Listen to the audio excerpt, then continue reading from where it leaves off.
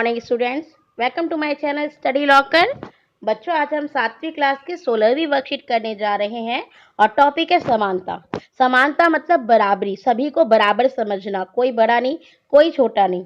तो अभी तक हम अपने भारत में, भारत के संविधान में क्या क्या जो है हमें अधिकार दिए गए हैं, समानता किस किस लेवल पर होनी चाहिए थी, पिछली वर्कशीट में पढ़ चुके हैं। आज हम थोड़ा अपने देश से बाहर की स्थिति भी देखते हैं। संसार के अधिकांश लोकतंत्रीय देशों में समानता के मुद्दे पर विशेष रूप से संघर्ष हो रहे हैं। मतलब विभिन्न देशों में आप देखोगे संघर्ष चल रहे हैं समानता को लेकर के। जैसे कि उदाहरण के लिए संयुक्त राज्य अमेरिका में अफ्रीकी और अमेरिकन लोग जिनके पूर्वज गुलाम थे, अफ्रीका से लाए गए थे, वे आज भी अपने जीवन को मुख्य रूप से असमान बताते हैं। एक्चुअली क्या था, अमेरिका जब बसा था, अमेरिका बसा कैसे था, अमेरिका जो था वहां पे आसपास के देशों के लोग आकर के बसे थे। ठीक है, अमेरिका में ब्रिटेन के लोग आए, वो वहां जाकर के धीरे धीरे धीरे वहाँ की स्थिति को इस्तेमाल करते हुए, वहाँ की चीज़ों का इस्तेमाल करते हुए वो वहाँ पे खेती करके वहाँ पे 13 कॉलोनी बस गई थी। ठीक है, फिर अमेरिका ये पूरा वहाँ पे धीरे धीरे स्टेब्लिश हो गया। अमेरिका ने क्या करा, वहाँ के लोगों ने वहाँ पे, क्योंकि बहुत भूमि थी, खुदाई करवानी थी, सोना निकलता था, उसमें सोना निकालने के लिए, कृषि के लिए उनको लोग चाहिए थे। तो उन्होंने आसपास के देशों से, जो गरीब देश थे या ऐसे देश थे जहाँ पर उन्हें आसानी से दास उपलब्ध हो जाते थे, उन लोगों ने जो है अपने अमेरिका लेकर आए और वहाँ पे खेती कराने के लिए नौकर बना लिया। और हम आगे चल के देखते हैं कि अमेरिका के इतिहास में दास प्रथा को खत्म करने के लिए भी झगड़े शुरू हुए थे, बल्कि गृह युद्ध छिड़ा था अमेरिका में, क्योंकि वो दूसरे देशों से दास लेकर आते थे। भारत के लोग भी जाते थे, अफ्रीका के लोग काफ़ी वहाँ पर गए थे। तो जो अफ्रीका के लोग गुलाम बना करके वहाँ आए थे, अब इतने सालों बाद भी अगर वहाँ पे जो लोग अफ्रीका के लोग रह गए हैं, जो कितने पीढ़ियों से वहाँ रह रहे हैं, उन्हें आज भी असमानता का जो है बिहेव वहाँ पे झेलना पड़ता है। ठीक, जबकि 1950 के अंतिम दशक में अफ्रीकी अमेरिकनों को समान अधिकार दिलाने के लिए आंदोलन हुआ था। इससे पहले अफ्रीकी अमेरिकनों के साथ संयुक्त राज्य में बहुत असमानता का व्यवहार होता था। कैसा कैसा व्यवहार होता था, कानून भी उन्हें समान नहीं मानता था। जैसे कि हम देख सकते हैं, उदाहरण के लिए बस से यात्रा करते हुए समय उन्हें बस में पीछे बैठना पड़ता था। भाई इतना उन्हें माना जाता था, ये निम्न लोग हैं, नहीं तो इनका तो कोई क्वालिटी नहीं है, इनको जीना ही बेकार है, इनको तो पीछे बैठाओ, कोई दिक्कत नहीं है। उनको एकदम मतलब कि नेग्लेक्ट, इग्नोर किया गया था। रोजा पार्क्स नाम की एक अफ्रीकी अमेरिकन जो महिला थी, वो 1 दिसंबर 1955 को दिन भर काम करके थक गई थी, इसीलिए उसने अपनी सीट जो है एक गोरे व्यक्ति को देने से मना कर दिया। इस चीज को लेकर के उनमें झगड़ा हो गया। उस दिन उसके इनकार से अफ्रीकी अमेरिकनों के साथ असमानता को लेकर एक विशाल आंदोलन प्रारंभ हो गया, जो नागरिक अधिकार आंदोलन कहलाया। मतलब कि अगर वो बैठी हुई है, थक गई है, उसने कहा कि भाई सीट से हटो हमारी, तो वो थक गई थी, नहीं हटी, तो भाई गोरे लोग जो थे उनको ये चीज हट कर गई कि भाई हमें कैसे इन्होंने जो है इग्नोर कर दिया, हमारी बात कैसे नहीं मानी, और ये कौन होते हैं हमारे सामने बैठने वाले। ठीक है, तो बहुत ज्यादा भेदभाव होता था, आप यकीन नहीं मानोगे। इस तरीके का होता था कि इनके बैठने की जगह अलग है, इनके पार्क अलग है, इनको इंसान नहीं समझा जा रहा। मतलब ठीक, तो इन्होंने जो झगड़ा शुरू करा, भाई झगड़ा क्या, आपने अपने राइट्स के लिए तो लड़ना ही पड़ता है, वो 1955 में शुरू करा।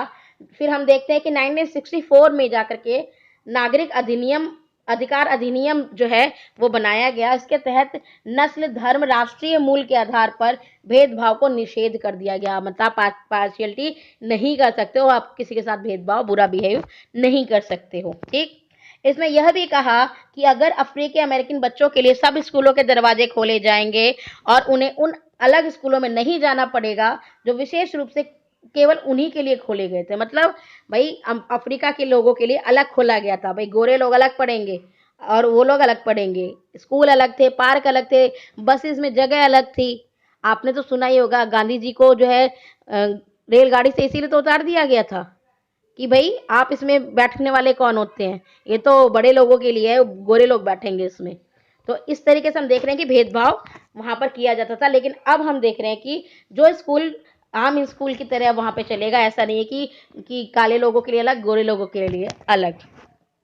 ठीक, अधिकतर अफ्रीकी अमेरिकन बच्चे किसी केवल ऐसे सरकारी स्कूलों में प्रवेश लेने का ही सामर्थ्य रखते थे जहां कम सुविधाएं हैं और कम योग्यता वाले शिक्षक हैं, जबकि गोरे विद्यार्थी निजी स्कूलों में जाते थे और उन क्षेत्रों में रहते थे जहां के सरकारी स्कूलों का स्तर निजी स्कूलों जैसा ही ऊंचा है। मतलब कि जहां पर अच्छी पढ़ाई हो रही है, अच्छी फैसिलिटी है, वहां पर ही जो है गोरे लोग पढ़ पाते थे, वहां काले लोगों को जगह नहीं मिलती थी, उन्हें फैसिलिटी नहीं प्रोवाइड की जा पाती थी।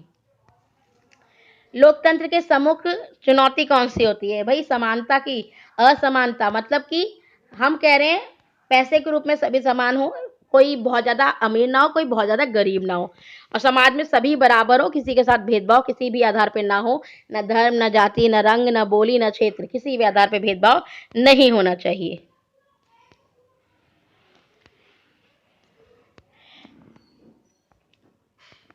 अभी देखिए क्या है कि वही वाली घटना इन्होंने बोल दी कि महात्मा गांधी के साथ जो घटना हुई थी उसके बारे में बताइए। ठीक, तो आप ये जो है महात्मा गांधी जो है रेलवे में ट्रेवल कर रहे थे और उसमें महात्मा गांधी को ये कहा गया कि आप इसमें ट्रेवल नहीं कर सकते हैं क्योंकि ये आपके लिए नहीं है, बल्कि यहाँ पे गोरे लोग बैठेंगे। खैर, अब ये देखिए जो ये भेदभाव हो रहा है इसको रोकने के लिए क्या किया जाना चाहिए? तो अनुच्छेद 15 जो है हमारा संविधान है, उसमें एक अनुच्छेद 15 है जो कि ये बताता है कि भेदभाव नहीं करना है। तो किस किस तरीके से भेदभाव नहीं करना है? धर्म, मूल, वंश, जाति, लिंग, जन्म स्थान पे आधार पर कोई भेदभाव नहीं होना चाहिए। राज्य किसी नागरिक के विरुद्ध सिर्फ धर्म, मूल, वंश, जाति, लिंग, जन्म स्थान या उसमें से किसी भी आधार पर कोई भेदभाव नहीं करेगा। राज्य बिल्कुल नहीं करेगा, नागरिक भी नहीं करेगा।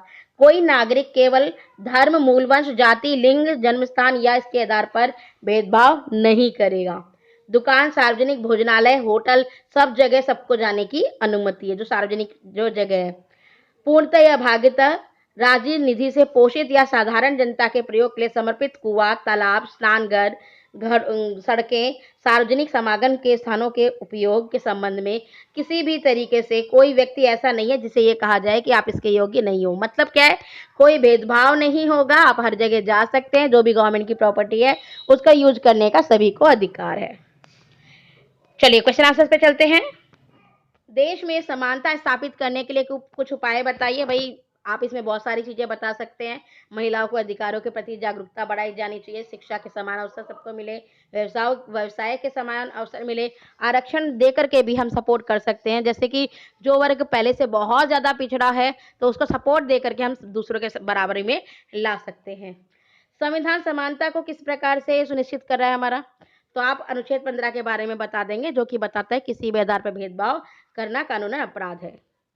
फिर आप बताएंगे कि 1964 में अमेरिका में नागरिक अधिकार आंदोलन क्यों आरंभ हुआ? तो आप बताएंगे 1955 में रोजा पार्कस नाम की एक अफ्रीकी अमेरिकन औरत थी जो कि बहुत थक गई थी, उससे सीट मांगी गोरे व्यक्ति ने और उसने उसने उठने से मना कर दिया। इस चीज को लेकर के इन लोगों के बीच में विरोध शुरू हो गया और 1964 में जाके कानून बन गया कि अब कोई भी नागरिक अधिकार अधिनियम के तहत किसी के साथ भेदभाव नहीं करेगा। तो बच्चों आपको वीडियो समझ में आई हो, पसंद आई हो तो लाइक ज़रूर करें, मेरे चैनल को सब्सक्राइब करें। Thank you.